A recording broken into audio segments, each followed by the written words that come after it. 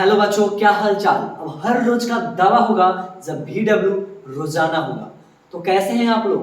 मैं उम्मीद करता हूं कि आप अच्छे होंगे और फाइट सीरीज एकदम फाइट की तरह जा रहा होगा। आप अपने पढ़ाई से तंग हैं तो ये फाइट सीरीज में जुड़ करके फाइट करने के लिए तैयार हो जाइए 2025 के लिए। तो बच्चों, हिंदी का हिंदी का चैप्टर नंबर 1 लेके आए हैं गद खंड से। ये गद खंड से बच्चों, गद खंड से चैप्टर नंबर 1 लेके आए हैं। चैप्टर नंबर 1 लेके आए हैं बच्चों, श्रम विभाजन और जाति प्रथा। इसका लेक्चर नंबर आज हम लोग कवर करने वाले हैं। लेक्चर नंबर आज हम लोग कवर करने वाले हैं 3 और इस चैप्टर आज के बाद हो जाएगा फ्री, क्योंकि हमने टॉप 30 प्रश्न इसका करवाया। आज का क्लास खत्म होने के बाद टॉप 30 प्रश्न इस चैप्टर से हो जाएगा खत्म। अब आपको दिल पे नहीं मिलेगा जख्म। तो बच्चों, अब से ही आप स्टार्ट हो जाइए, अपने दोस्तों में शेयर कीजिए, दोस्तों को पता चले कि ये फाइट सीरीज एकदम फाइट की तरह काम कर रहा है। तो बच्चों, आपको खुद रियलाइज हो रहा होगा कि ये प्रश्न कैसा आपके लिए वीवीआई है कि नहीं।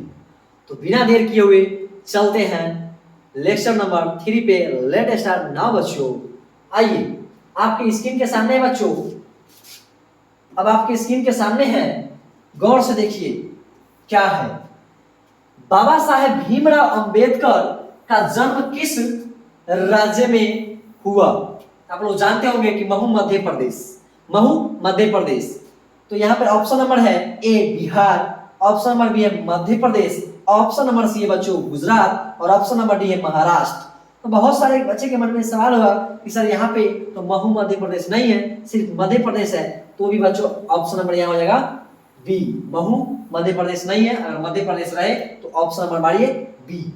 तो बिना देरी किए हुए नेक्स्ट क्वेश्चन में चलते हैं। और आज कितने बच्चे टॉप 10 प्रश्न में कितने मार्क्स लेके आते हैं कमेंट करके जरूर बताइएगा। ये लो आपके स्क्रीन के सामने प्रश्न नंबर 22। चलिए, बाबा साहब भीमराव अंबेडकर का जन्म कब हुआ था? कब हुआ था बाबा साहब भीमराव अंबेडकर का जन्म? जरा जल्दी से बताओ, थोड़ा देखो ऑप्शन जल्दी से बताओ। बहुत सारे बच्चे के मन में सवाल है कि सब डायरेक्ट इसका आंसर जानते हैं। 14 अप्रैल 1891 ईस्वी। 14 अप्रैल 1891 ईस्वी बाबा साहब भीमराव अंबेडकर जी का जन्म कब हुआ था? 1891 ईस्वी, 14 अप्रैल 1891 ईस्वी। बच्चों, चलते हैं नेक्स्ट प्रश्न की ओर। कंप्यूटर महोदय, बच्चों को नेक्स्ट प्रश्न जरा दिखाइए तो। आइए, श्रम विभाजन और जाति प्रथा भाषण लाहौर के किस वार्षिक सम्मेलन के लिए तैयार किया गया? 1936, 1937, 1938, 1940। अब आपके मन में सवाल होगा इसका आंसर क्या होगा? अगर आपको पता है बच्चों तो कमेंट करके जरूर बताइएगा। इसका आंसर हो जाएगा 1936। वार्षिक अगर पूछे तो 1936 मारिएगा। क्या मारिएगा? 1936। नेक्स्ट प्रश्न की ओर चलते हैं बच्चों। चलिए, ये लो आपके स्क्रीन के सामने, ये स्क्रीन के सामने आपके नेक्स्ट प्रश्न है। भारत सरकार के कल्याण मंत्रालय से बाबा साहब अंबेडकर संपूर्ण, ये थोड़ा गलत हो गया, मिस प्रिंट, ये हो जाएगा वांग्मय। क्या हो जाएगा बच्चों? वांग्मय। बाबा साहब भारत सरकार के कल्याण मंत्रालय से बाबा साहब अंबेडकर संपूर्ण वांग्मय कितने खंडों में प्रकाशित हो चुका है? ऑप्शन नंबर ए है 15, 20, 21, 25। अगर इस तरह का प्रश्न हो तो ऑप्शन नंबर मारिएगा बी। सॉरी गड़बड़ हो गया। ऑप्शन नंबर सी हो जाएगा 21। कितना हो जाएगा? 21। भारत सरकार के कल्याण मंत्रालय से बाबा साहब अंबेडकर संपूर्ण वांग्मय कितने खंडों में है? तो 21 मारिएगा। कितना मारिएगा? 21 मारिएगा बच्चों। तो नेक्स्ट प्रश्न की ओर चलते हैं बच्चों। आज कितने बच्चे जवाब दे रहे हैं जरा कमेंट करके जरूर बताइएगा। आज 10 में 10 लाने के लिए अपने बस में पूरा रहिए, एकदम पूरा अपने बस में कर दीजिए प्रश्न को, पूरा बस में, और 10 प्रश्न लेके आइए और हंस के जाइए।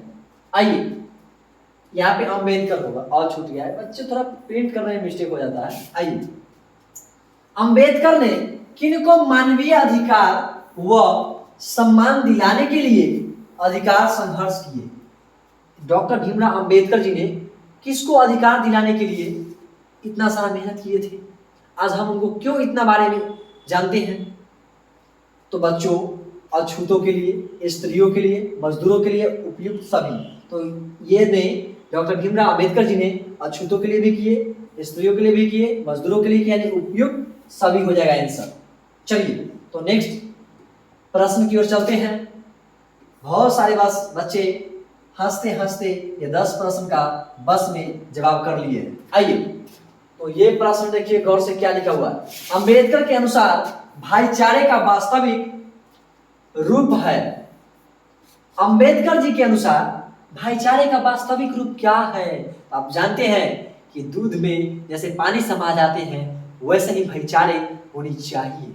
बच्चों, ऑप्शन नंबर ए है शहद की तरह, दूध में दूध पानी के मिश्रण की तरह, शक्कर और पानी के मिश्रण की तरह, इनमें से कोई नहीं। अब आपका आंसर इसका मालूम हो गया होगा बच्चों। इसका आंसर है सर, इसका आंसर है दूध पानी के मिश्रण की तरह, दूध पानी की मिश्रण की तरह, दूध पानी के मिश्रण की तरह बच्चों। तो ऑप्शन नंबर हो गया बी। तो चलते हैं नेक्स्ट प्रश्न की ओर बच्चों, एकदम लास्ट तक बने रहिए। चलिए, देखने से बच्चों आपको प्रश्न याद हो जाएगा, देखने से आपको सही प्रश्न का जवाब मिल जाएगा। अब गौर से देखिए, आदर्श समाज स्वतंत्रता, समानता, भ्रातृत्व पर आधारित होगा किसे कहा? मैक्स मुलर, भीमराव अंबेडकर, बिरजू महाराज, आगे। तो आपको पता होगा कि ये किनके बारे में आज हम पढ़ने आए हैं, बताओ फटाफट। भीमराव अंबेडकर जी के बारे में, भीमराव अंबेडकर हो जाएगा। तो चलते हैं नेक्स्ट प्रश्न की ओर बच्चों, नेक्स्ट प्रश्न की ओर। चलिए आपकी स्क्रीन के सामने बच्चों नेक्स्ट प्रश्न ये लो, ये देखिए गौर से, ये प्रश्न क्या कहता है? श्रम विभाजन और जाति प्रथा पाठ किस भाषण का संपादित अंश है? गौर से सुनिएगा, गौर से इसको देखिए। The castes in India, genesis and development, annihilation of caste, who are Shudras.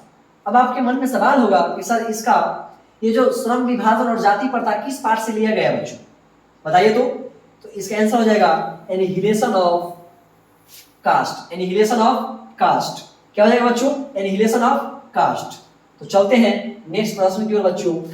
ये लो आपकी स्क्रीन के सामने एक प्यारा सा प्रश्न है बच्चों, इसका जवाब दीजिए आप लोग, इसका जवाब दीजिए फटाफट। भीमराव अंबेडकर के विख्यात भाषण एनिहिलेशन ऑफ कास्ट का हिंदी रूपांतर किसने किया? ददई सिंह यादव, ललय सिंह यादव और रूपक सिंह यादव, ललन सिंह यादव। ये प्रश्न बहुत बार पूछा गया है बच्चों। मैं ऐसा करता हूं कि इसका जवाब आप लोग खुद देंगे। चलिए इसका जवाब दीजिए। तो बच्चों, अगर इस तरह का प्रश्न पूछा जाए तो आप ऑप्शन नंबर मानिएगा बी, ललय सिंह यादव। याद कर लीजिए, भीमराव अंबेडकर के विख्यात भाषण एनिहिलेशन ऑफ कास्ट का हिंदी रूपांतर किसने किया? तो आप मानिएगा ललय सिंह यादव, ललय सिंह यादव। तो चलते हैं बच्चों नेक्स्ट प्रश्न की ओर। ये लो आपकी स्क्रीन के सामने, ये स्क्रीन के सामने बच्चों प्यारा सा प्रश्न आया है, जाति प्रथा स्वाभाविक विभाजन नहीं है क्यों? गौर से सुनिएगा, जाति प्रथा स्वाभाविक विभाजन नहीं है क्यों? भेदभाव के कारण, शोषण के कारण, गरीबी के कारण, रुचि पर आधारित नहीं होने के कारण। तो इसका आंसर आपको पता होनी चाहिए बच्चों, रुचि पर आधारित नहीं होने के कारण। इतना बार इसको रिवीजन करवा देंगे बच्चों कि आपको दिमाग में सीधे एग्जाम से पहले फाइट करने की तैयारी पूरा सिखा देंगे, क्योंकि इसका नाम ही है फाइट सीरीज। फाइट सीरीज आपके जीवन में जरूर आपके जब रिजल्ट आएगा तो लाइट देगा। तो आप हर रोज ये लेक्चर देखते रहिए। फिर मिलते हैं नेक्स्ट लेक्चर में। अब अगला क्लास हम लोग करने वाले हैं संस्कृत का। किसका क्लास करने वाले बच्चों? नेक्स्ट क्लास हम लोग करने वाले हैं संस्कृत का। तो फिर मिलते हैं नेक्स्ट लेक्चर में। जय हिंद, जय भारत।